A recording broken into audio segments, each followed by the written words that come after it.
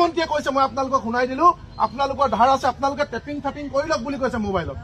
মোবাইলত টেপ কৰি লওক আমাক ভোট দিয়ক আমি ধাৰ মাৰি দিম আপোনালোকে ধাৰ মাৰিব নালাগে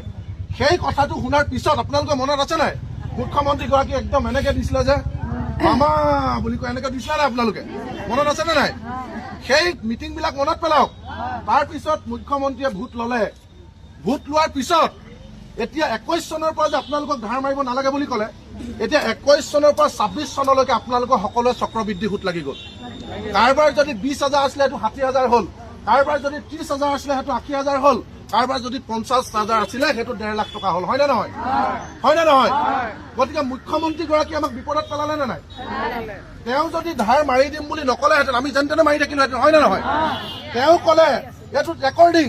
আপোনালোকে বন্ধন বেংকৰ মেনেজাৰ বিলাকক দেখাই দিব কোনোবা পুলিচ বিষয়া গ'লে আপোনালোকে ধুনীয়াকে তেখেতলোকক ক'ব যে আপোনালোকে চাওক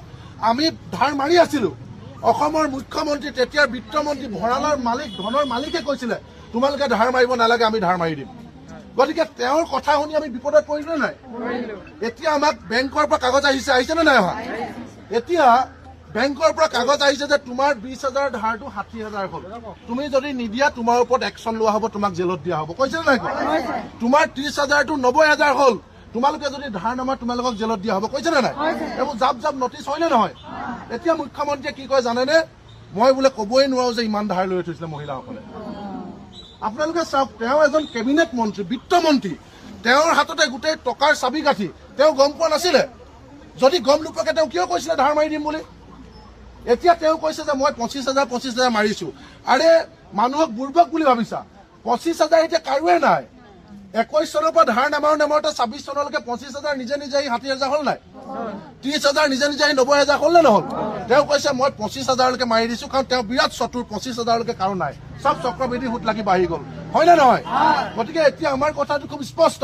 অসমৰ মুখ্যমন্ত্ৰী ডাঙৰীয়াই আমাক বিপদত পেলাইছে মুখ্যমন্ত্ৰী ডাঙৰীয়া উদ্ধাৰ কৰিব লাগিব হয় নে নহয় 1250 টকা অৰুণোদয় দি 50,000 টকা যদি বেংকৰ ধাৰৰ নটিচ পঠাই আমি বাচি থাকিব পাৰিম নেকি 10,000 টকা উদ্যমিতাৰ চেক দি 1 লাখ টকা যদি ধাৰ বিচাৰি ঘৰলে পুলিচ পঠিয়াই আমি দিব পাৰিম নেকি হে প্ৰভু কি তোমাৰ লীলা চামুচাৰে দি তুমি বেলচাৰে দি নিলা সেইটো হৈছে নাই কথাটো হৈছে নে নাই 1250 টকা দি এতিয়া আমাক নটিচ পঠাই জাপ